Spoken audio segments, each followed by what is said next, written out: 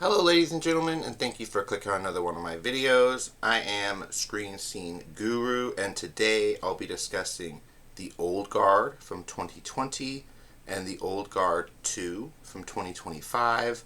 I thought these were really fascinating movies on Netflix. These are Charlize Theron-led films, so I'm a big fan of hers.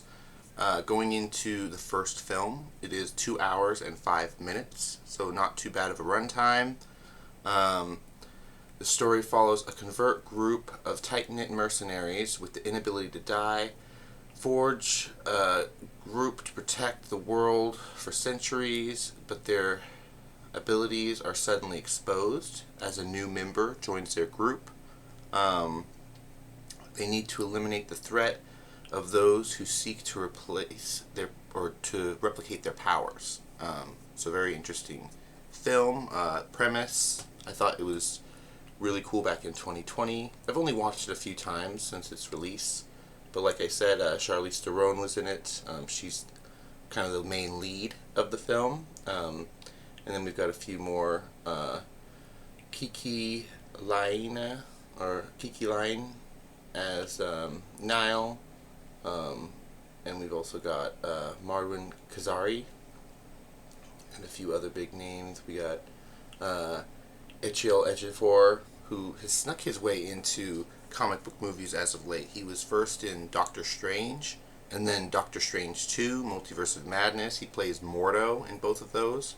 And then he was in this film in 2020.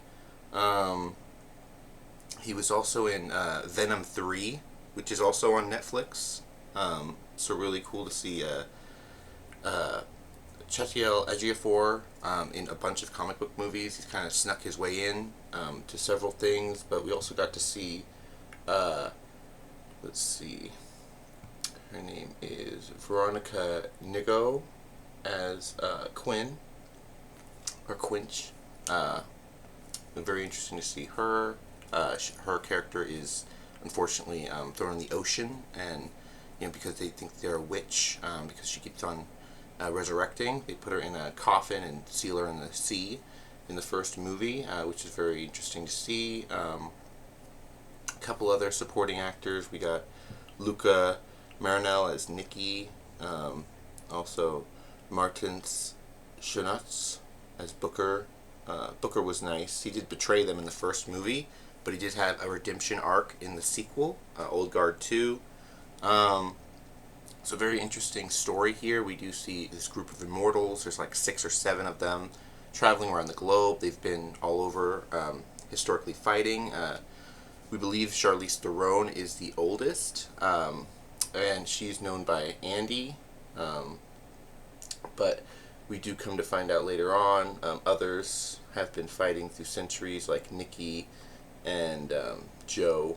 They met during the Crusades in Israel, and they found each other, and they followed Charlize Theron's character and Quinn until they were separated. Very interesting that they go into the lore of when a new immortal comes, one of their group loses their immortality and they're able to be killed. So that's very fascinating. They don't really go into why people are chosen, but I do think it's a very interesting lore. Go to the Old Guard 2. Let's see if it's come up.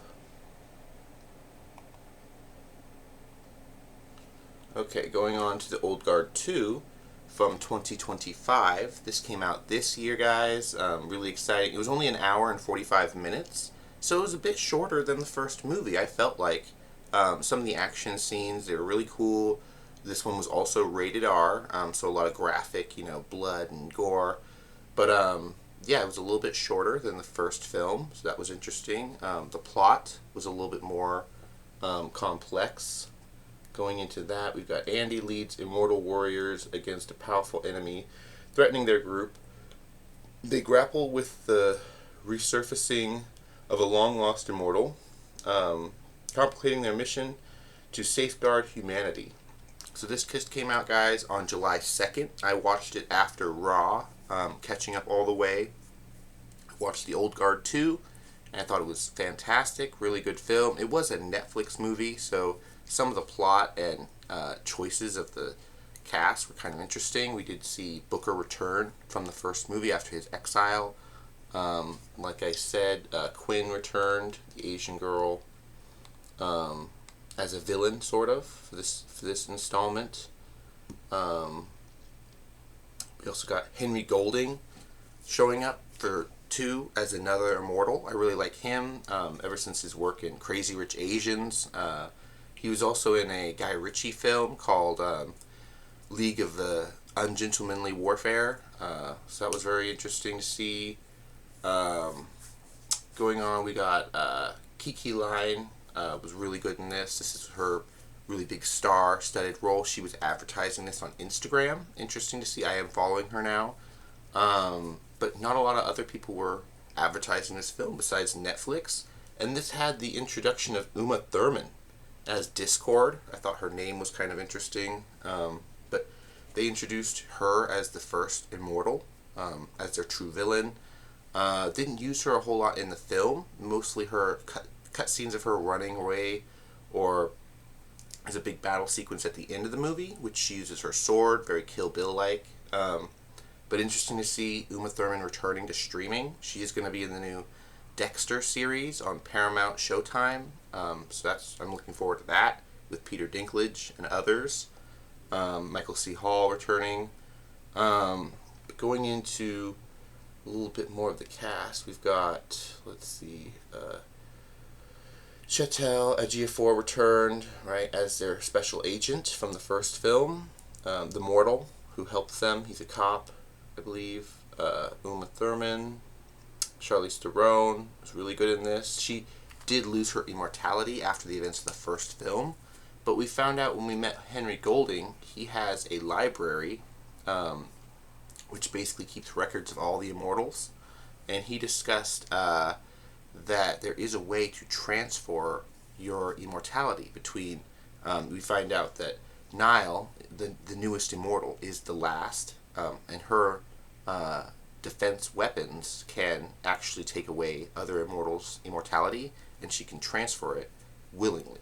So that's very interesting. We do see Booker get in a fight with her, and then he gets stabbed, and then he doesn't really, they don't explain how he transfers it to Charlize Theron's character, but he ends up giving her his immortality, and he dies in the last mission when they go after Discord and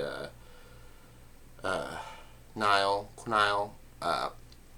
It's very interesting that, they play up that they're lovers, but they're, also fighting because Andy didn't get her out of the ocean. It was Discord who pulled her up and kind of turned her around.